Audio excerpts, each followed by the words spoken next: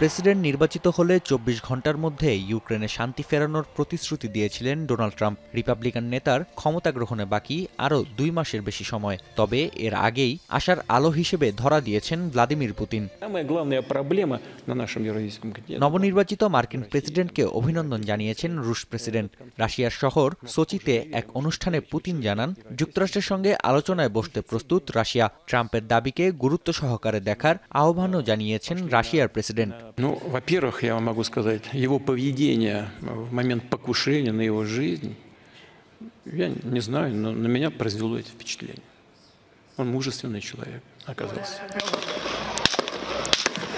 গেল জুলাইয়ে পেনসিলভেনিয়ার বাটলারে নির্বাচনী সভায় বন্দুক হামলার শিকার হন ট্রাম্প। তবে মনোবল না হারিয়ে মুষ্টিবদ্ধ হাতে লড়াই চালিয়ে যাবার ঘোষণা দেন তিনি। এমনকি হোয়াইট হাউসে প্রত্যাবর্তনও নিশ্চিত করেছেন রিপাবলিকান এই নেতা। তাই ট্রাম্পকে সাহসী পুরুষ হিসেবে আখ্যা দিয়েছেন রুশ প্রেসিডেন্ট।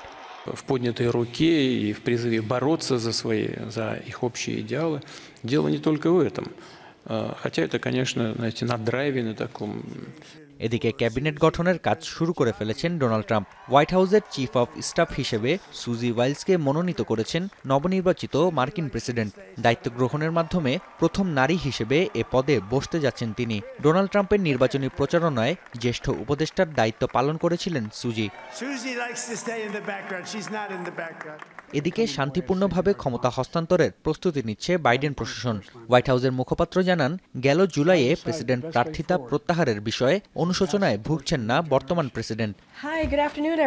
নির্বাচনে হেরে গেলেও মনোবলের দিক থেকে ডেমোক্রেটরা পরাজিত হননি বলেও মন্তব্য করেন হোয়াইট হাউসের মুখপাত্র। নাফিয়া আরমান মনন, এখন বিশ্ব। মাঠের অলরাউন্ডার আমি, আর ঘরের allrounder Tylox. Tylox toilet cleaner, clean মানেই টাইলক্স।